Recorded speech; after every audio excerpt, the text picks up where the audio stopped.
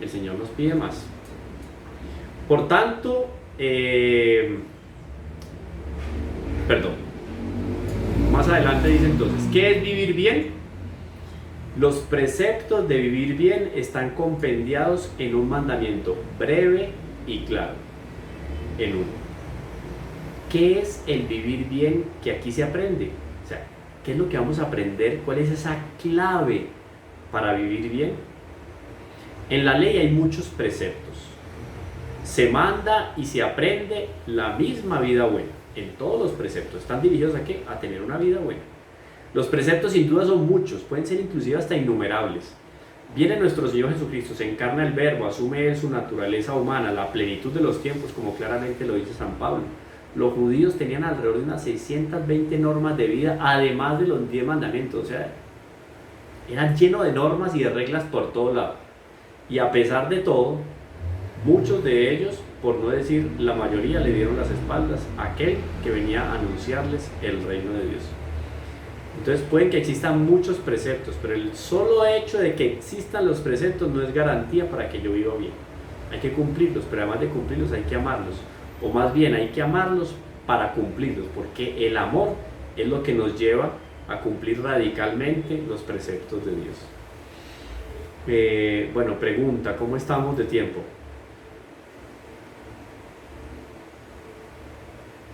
¿Cómo estamos de tiempo? ¿Cuánto tiempo es que? Es una hora, ¿no? No, bueno, pero yo quiero al final que saquemos un tiempito para que hagamos alguna retroalimentación, ustedes comenten algo al respecto, si estas palabras de San Agustín las ven muy lejos, no es fácil aplicarlas a la vida espiritual, porque esa es la idea, ¿no? Si San Agustín aquí nos está hablando 1600 años atrás, pero él está reposando sus pensamientos y sus reflexiones en la palabra de Dios. Por lo tanto, eso es lo que hace mantener viva y eficaz, o mantener vivo y eficaz más bien, el apostolado y los escritos de San Agustín. Entonces, si tienen por ahí algo que van anotando y tal, después lo comparten para que todos nos podamos enriquecer con lo que San Agustín nos va inspirando en el corazón. Dice entonces San Agustín, continuando con esta meditación sobre la disciplina cristiana. Dice él, sin embargo, Dios quiso resumirlos y abreviarlos para que nadie pueda excusarse. Es que eso los 10 mandamientos, yo ni me sé bien los 10 mandamientos, ¿no? ¿Cómo es que son? A ver, los primeros son en relación al Padre, los relacionan al prójimo, los 7 últimos, no, puede ser que yo saque algún pretexto intelectual. Además, no se salva aquel que tiene más conocimiento intelectual, ¿no? Eso es un error y fue condenado ya por la Iglesia. Y fue de las grandes herejías con las que luchó San Agustín, que fue el gnosticismo. Ya Juan, inclusive en su evangelio, lucha evangélicamente pues contra ese error, que se salva aquel que conoce. No, aquí vamos mucho más allá. Lo importante aquí es la fe, la experiencia, dejarme iluminar por la experiencia de Cristo más que el propio conocimiento. Entonces Dios quiso resumirlo y abreviarlos para que nadie pueda excusarse. Bien porque no les va, o sea, no tienen capacidades de leer, o porque no saben, no conocen, o porque no los pueden entender fácilmente. Repito que para que nadie tenga excusa en el día del juicio, quiso Dios, como está escrito, compendiar, resumir y abreviarlos, abreviar su palabra sobre la tierra, según lo había predicho el profeta. Y aquí tenemos un texto de Isaías. Dice Isaías, realmente el Señor hará una palabra compendiadora, algo a manera de resumen, de síntesis, y abreviadora sobre la tierra. Eso es lo que hace. Entonces, ¿cuál es esa ley? ¿Cuál es ese precepto? ¿Cuál es esa norma? Esta misma palabra, continúa San Agustín, nos dice, esta misma palabra compendiada y abreviada quiso Dios que no fuese oscura. O sea, que no quedara oculta para algunos en materia intelectual, no, sino que fuera una luz para todos, fácil y clara de entender. Las Sagradas Escrituras son como un inmenso tesoro que encierra en sí muchos preceptos maravillosos. Antiguo Testamento, Nuevo Testamento, a modo de muchas gemas, piedras preciosas y preciosos collares y vasos finos de buen material. Miro por acá, hay oro, aquí veo diamantes, aquí veo rubí, aquí veo perlas. Son riquezas extraordinarias dentro de la escritura. Ahora, ¿qué es lo que mejor me puede presentar a mí esa manera o cuál es esa clave para vivir bien? Dice entonces Agustín preguntándose, pero ¿quién es capaz de examinar tan inmenso tesoro, de servirse de él y de llegar a descubrir todo lo que en él hay? No sé si a ustedes les ha pasado, pero uno toma un texto de la Sagrada Escritura y uno dice, uy, pero qué maravilla, y va y lee un trecho más atrás y dice, pero qué hermoso, y lee el libro que continúa y dice, pero parece que supera el anterior, pero el anterior tenía un sabor que este texto no tiene y se complementan. O sea, todos y cada uno de los libros de la Escritura, todos los del canon oficiales de la Iglesia, son un tesoro increíble, porque es palabra de Dios, y esa palabra de Dios es rica en cualquier trechito, en cualquier pericopa que yo puedo tomar así al azar, es deliciosa al paladar. Ahora bien, entonces, ¿cómo poder servirnos de todos esos manjares de la manera más adecuada para poder caminar de frente y con paso firme hacia esa vida para siempre, esa vida alegre y feliz para siempre que es la eternidad? Dice entonces él, cuando el Señor puso esta parábola en su evangelio y dijo, Mateo 13:44, el reino de los cielos es semejante a un tesoro encontrado en el campo.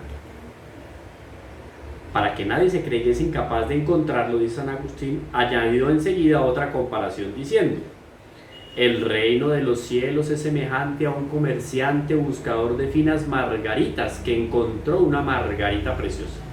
Margarita nosotros lo relacionamos con flor, pero margarita, la palabra latina traducida al español, significa perla. Y vendió todo lo que tenía y compró la perla y vendió todo lo que tenía y la compra. Porque si eras perezoso en buscar el tesoro, no lo seas en llevar debajo de la lengua una margarita, y entonces anda seguro a donde quieras. ¿Cuál es la relación que él hace aquí entonces? Nuestro Señor Jesucristo, estamos hablando de la sabiduría eterna y encarnada, se salvaguarda de la manera más sabia posible, porque es Dios, de que cualquiera de nosotros no pueda decir, no tenga argumento para decir, esto no lo entendí, mi capacidad intelectual no llega hasta allá. No, la palabra es clarísima, es viva y es eficaz, pero es de dos filos y entra hasta lo más profundo del alma. Entonces lo que yo tengo que hacer primero que todo, antes que abrir el intelecto, es abrir el corazón, porque esta palabra de Dios entra ahí y anida en el fondo del corazón. Entonces va a dejar claro más bien cuál es ese precepto, y dice, ¿cuál es esa palabra compendiadora y abreviadora? Ya lo había dicho arriba, son muchos preceptos, son muchas piedras que yo puedo decir, tomo esta de la Escritura, y esto me va a enseñar a vivir bien ahora y vivir para siempre en la eternidad. Dice él, precepto compendiador, la síntesis: amarás al Señor tu Dios con todo tu corazón y con toda tu alma y con toda tu mente, y amarás a tu prójimo como a ti mismo. En estos dos preceptos está toda la ley y los profetas.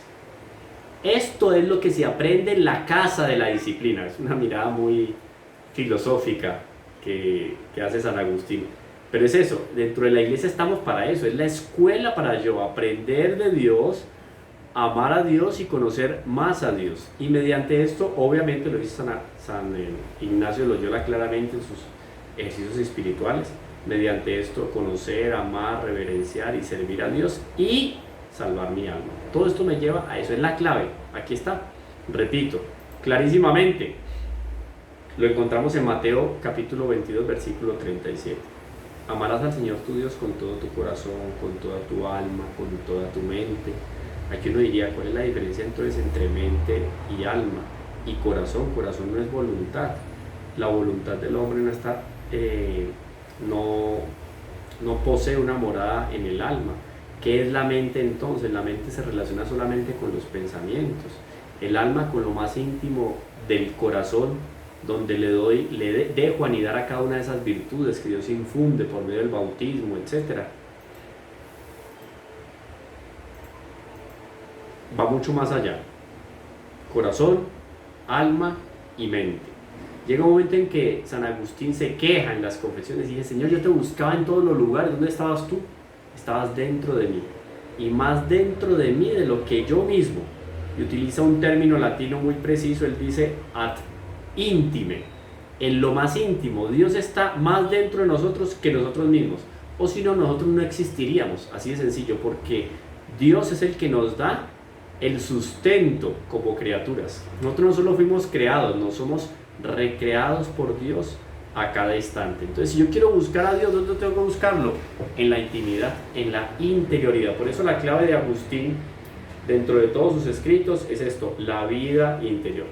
Alejarme en algún momento en el día, buscar un día más especial en la semana, además o sobre todo pues el domingo, que es el día que debemos dedicar al Señor, y encontrarme con Él. Disponer todos los medios naturales, luz, comodidad, temperatura,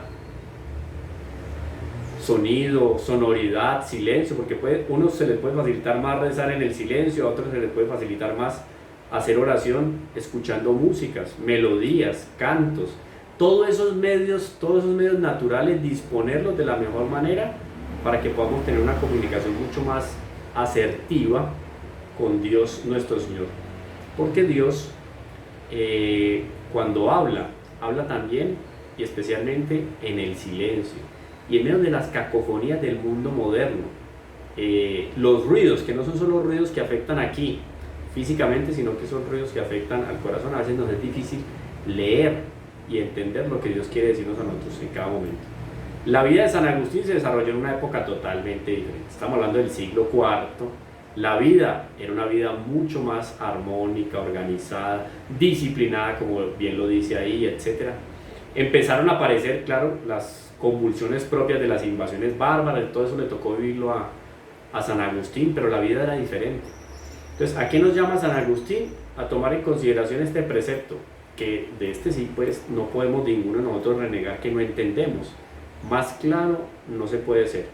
Y como digo, nuestro Señor quiso en su lenguaje ser muy cercano para todos y cada uno. Por eso las parábolas, por eso el lenguaje sencillo. A veces hay unas parábolas un poco más complejas que inclusive los apóstoles dicen: Señor, la gente no entendió y nosotros como que no entendimos tampoco. Pero es bonito que a lo largo de la vida uno se va dando cuenta que más no quiere decir que los conocimientos de la doctrina no sean necesarios, sino que sobre todo está la experiencia de Dios. Y esa experiencia de Dios que yo puedo tener delante del Santísimo Sacramento, como por ejemplo decía Santo Tomás de Aquino, que lo vamos a encontrar siglos después. Santo Tomás de Aquino va a decir que aprendió más en oración y en meditación delante del Santísimo Sacramento que lo que aprendió leyendo y meditando los escritos de los padres y de los sabios que encontró a lo largo de su vida. O sea, fue en el momento en que meditó delante del Santísimo Sacramento, en que hizo oración. El rosario propiamente no existía, bueno, habían otro tipo de oraciones. Él hacía su meditación personal. Ahí se encuentra con el Señor y el Señor le empieza a iluminar al respecto de todas estas verdades. De tal manera que cuando yo escucho esta palabra, amarás al Señor tu Dios con todo tu corazón, yo ya sé ubicar qué es lo que yo tengo que arrancar del corazón que me está alejando del Señor.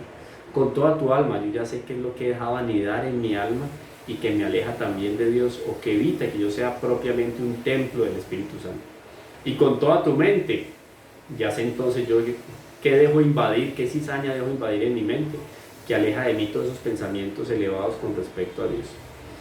Y de esa manera entonces termino amando al prójimo como a mí mismo, y me doy cuenta de que en esos preceptos está compendiada la doctrina de esta disciplina a la cual nos llama San Agustín y que nos da las claves para vivir bien y vivir de la mejor manera. Eso sería lo que tendría para comentar aquí al respecto de esta homilía de San Agustín. Hay muchísimo más. Él nos va a hablar más adelante con respecto al amor a sí mismo, o sea, cómo nosotros debemos amar al prójimo y amarnos a nosotros mismos. Pero el más prójimo, el más próximo de mí soy yo. O sea, nadie más va a velar por mi santificación a no ser yo. Otros me pueden ayudar, pero la responsabilidad está en primera persona, en mí. Y esto lo deja también muy claro aquí San Agustín en este sermón. Yo les voy a dejar también el link en el chat para que lo puedan ver en algún momento y repasar. Da para hacer varios ejercicios con ese texto, para que relean, lean, tomen notas y lo pueden imprimir, etc. Bueno, Más adelante dice claramente, el hombre debe amar a Dios para ser feliz, o sea, no hay otra. Y uno de los grandes problemas del mundo contemporáneo es eso. El hombre está buscando la felicidad fuera del amor de Dios, o lejos de ese camino de amar a Dios verdaderamente, y ahí no. Aquí empieza a apuntar esas llagas que tiene el alma, que puede tener la mente y que tiene el espíritu. Dice, la envidia es un vicio diabólico que procede de la soberbia. Si yo veo un talento asombroso que Dios colocó en la otra persona, un talento natural o sobrenatural, yo debo admirar. Y miren cómo es de conveniente admirar esos dones puestos por Dios en los otros, porque cuando yo admiro, yo termino por beneficiarme de esos dones que Dios colocó en el otro. En cambio, si envidio, esa envidia corroe mi corazón y nunca voy a alcanzar lo que el otro tiene gracias al don de Dios. La limosna aligera la carga de las riquezas. Es muy interesante. Si yo tengo ahí algo superfluo que yo puedo dar sin detrimento para mí, para mi calidad de vida, para el cuidado de sí, para el cuidado de mi familia, tengo como dar una limosna, eso va a aligerar la carga de la riqueza, porque tener riqueza exige dedicación mental, exige también mucho cuidado, exige una administración, eso desgasta, y la limosna aligera la carga de las riquezas. Bueno, en fin, y ahí da otra serie de consejos mucho más específicos que ya ustedes podrán ver más adelante, que lo podemos comentar en algún otro espacio. Cuéntenme entonces qué tienen para decir, porque nos queda un minuto. Sí.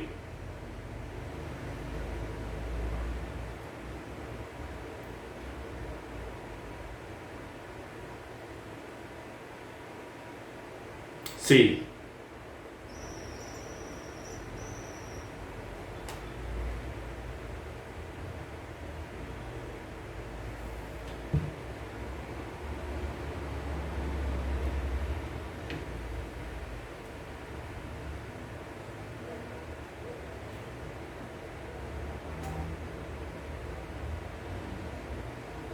Sí, sí, la pregunta entonces, yo voy a repetirla rápidamente para los que arriba lo van a escuchar después. El término luz en San Agustín, ¿cómo va evolucionando a partir de la conversión en Agustín? Nosotros podemos tomar como una línea de trabajo en San Agustín Padre la estética, pero la estética en San Agustín no se reduce únicamente a los objetos visibles, sino también a la interioridad. O sea, el alma puede ir enriqueciéndose y puede ir evolucionando en una línea también estética. Porque el parámetro para la estética, tanto física como espiritualmente, es Dios. Cuando el hombre decide estructurar un tipo de arquitectura llamado el arte gótico, la arquitectura gótica, es en función de eso, de la luz, pero la luz tiene un significado mucho más profundo, es un significado metafísico, porque en la luz está Dios. Es cuando Agustín, dentro de sus creencias o de su perversión más bien maniquea, que para los maniqueos entonces había una razón que estaba por encima de cualquier otro tipo de convicción en la vida, San Agustín toma la luz de una manera mucho más alineada al pensamiento griego. Y aquí sí toma una línea mucho más física y materialista. Hasta ahí se queda el concepto de luz antes de la conversión de Agustín. El propio Plotino, cuando hace todas sus reflexiones en los textos de las Eneadas, él habla de el uno como a manera de Dios. Y esa iluminación que recibe el hombre es para poder ascender en una serie de etapas de perfección espiritual, digámoslo así, para llegar y unirse a ese uno. O sea, el hombre se va iluminando, se va llenando de Dios.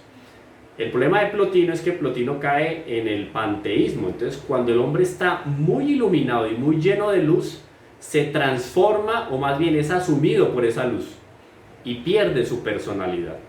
Agustín, una vez ya convertido, coge esos textos de Plotino y dice: está bien, es muy interesante, el hombre puede irse iluminando, enriqueciendo con la luz de Dios, porque lo va conociendo más y se va llenando de Dios. Pero cada vez que se acerca más a Dios, no va perdiendo su personalidad, ni es diluido en la divinidad, sino que por el contrario va a brillar de una manera más especial su personalidad, porque la personalidad de cada uno de nosotros termina siendo un distintivo específico. Claro, cada persona es diferente, pero cada persona está brillando, está haciendo brillar una luz especial de Dios.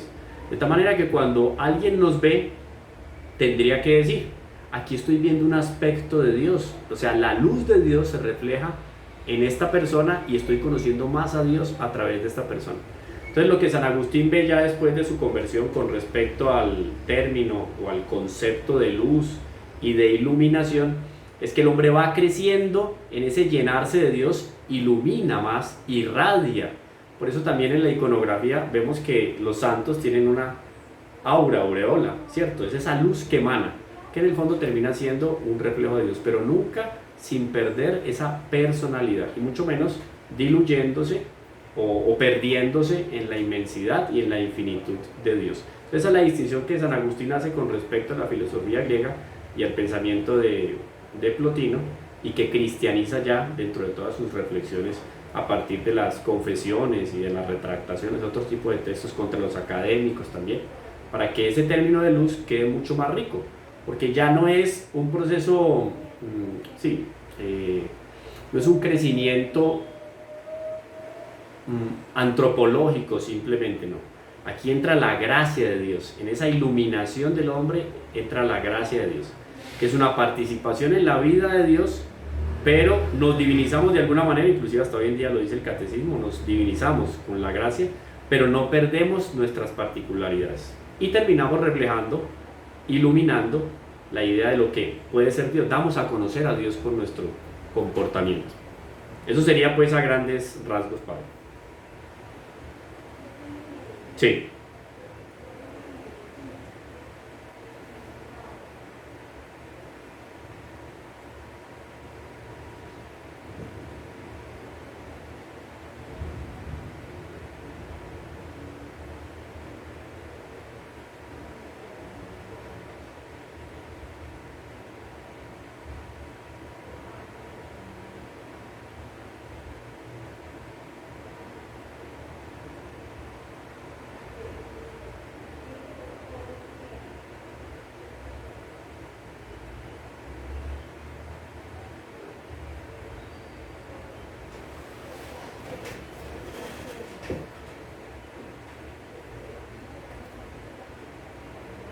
Regresamos al Padre, como bien dice la liturgia, regresamos al Padre.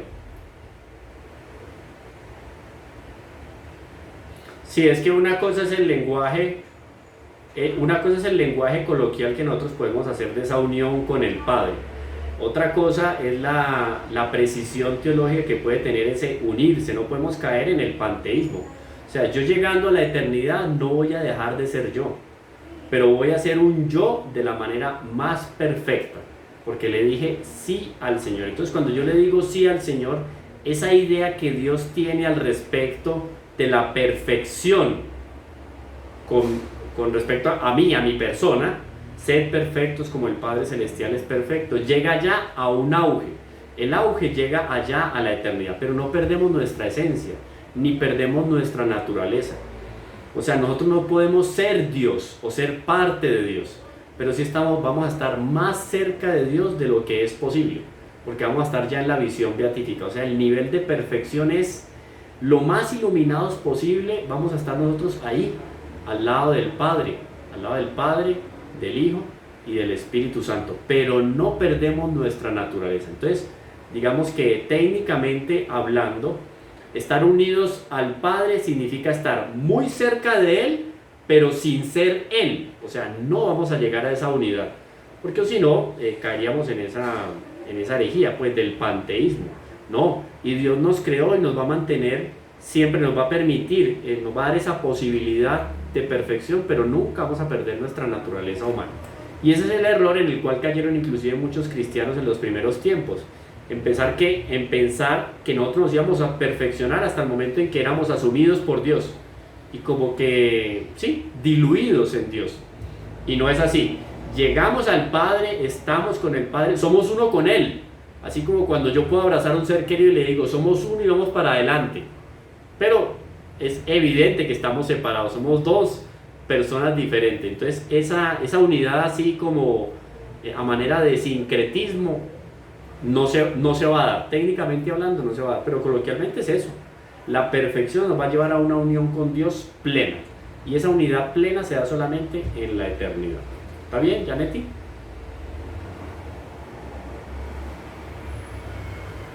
Bueno. ¿Alguien más tiene algo para comentar? Ya nos pasamos del tiempo.